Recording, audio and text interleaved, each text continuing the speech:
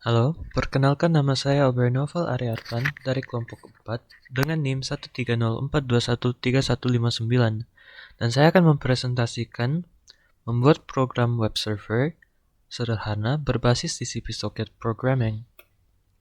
Nah, kami membuat TCP server dengan protokol TCP yang akan mengambil atau mencari file yang diminta oleh klien. Di gambar ini merupakan file index HTML, gambar paling atas, dari kelompok kami. Ketika diklik link di file indeksnya, akan ke redirect ke anggota kelompok 4 .html. Nah, di file HTML ini akan memunculkan nama-nama dengan NIM dari anggota kelompok kami. Jika nama HTML-nya salah atau tidak ditemukan, maka akan di-redirect secara auto ke file error.html.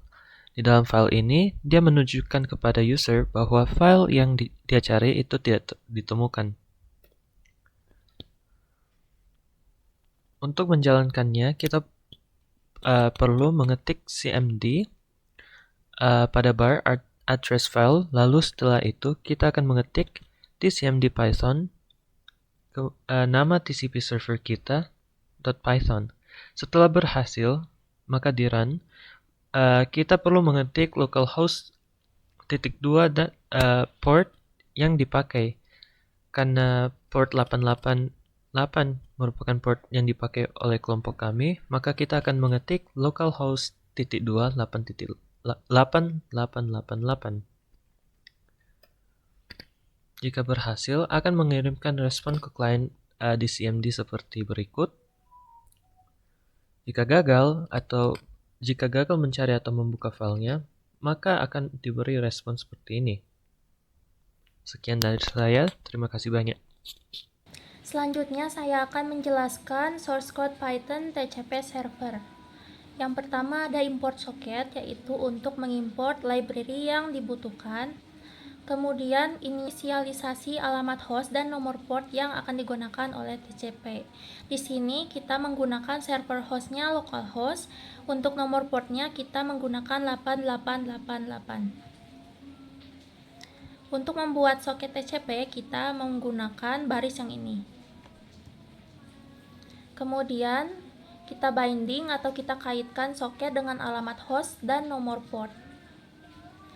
Lalu kita buat agar server dapat menerima koneksi dengan menggunakan server socket.listen. Kemudian kita membuat fungsi send response untuk mengirim respon HTTP ke klien berdasarkan parameter yang diberikan seperti ini. Lalu while true, yaitu looping untuk menjalankan server secara terus-menerus dan menampilkan pesan sambutan seperti ini. Kemudian fungsi ini untuk menerima koneksi baru dari klien dan mendapatkan objek soket baru, yaitu connection socket, addr ini. Fungsi message yaitu menerima pesan dari klien melalui koneksi soket dan mendekode pesan dari byte menjadi string. Pesannya nanti akan ditampilkan seperti ini. Lalu fungsi ini untuk membagi pesan menjadi bagian-bagian yang mengambil metode HTTP serta nama dari file permintaan. Kemudian fungsi try ini yaitu untuk mencoba membuka file yang diminta oleh klien. Untuk nama filenya dimasukkan ke dalam bagian file path ini. Dan jika berhasil dibuka, filenya nanti akan ada tulisan ini. Successfully sent to the client. Lalu untuk fungsi ini, jika file tidak ditemukan, server akan mengirim respon 404 not found. Dan nanti di CMD-nya akan muncul respon seperti ini. Maaf, tetapi kami gagal membuka atau menemukan filenya. Kami akan mengirim pesannya pada klien. Lalu yang terakhir ada fungsi connection socket.close, yaitu untuk menutup koneksi soket setelah menangani permintaan dari klien. Assalamualaikum warahmatullahi wabarakatuh. Nama saya Akmal Taufik Fadlur Rahman dari kelompok 4 jaringan komputer. akan menjelaskan tentang source code Python pada client server yang kelompok kami telah buat.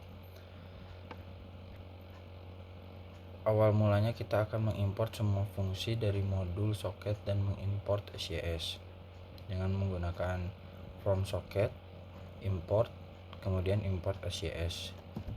Lalu masukkan server host dengan localhost dan server portnya.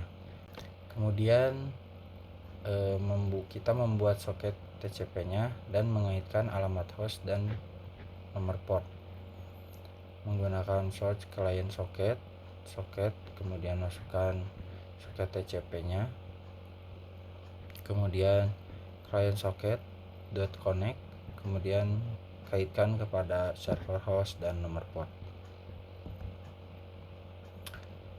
Kemudian lanjut inisialisasi variabel respon untuk menyimpan respon dari server.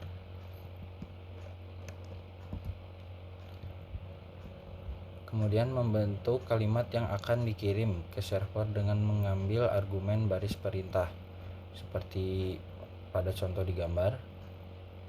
Di situ ada argumen baris perintah, contoh seperti sys.argf itu masuk pada argumen.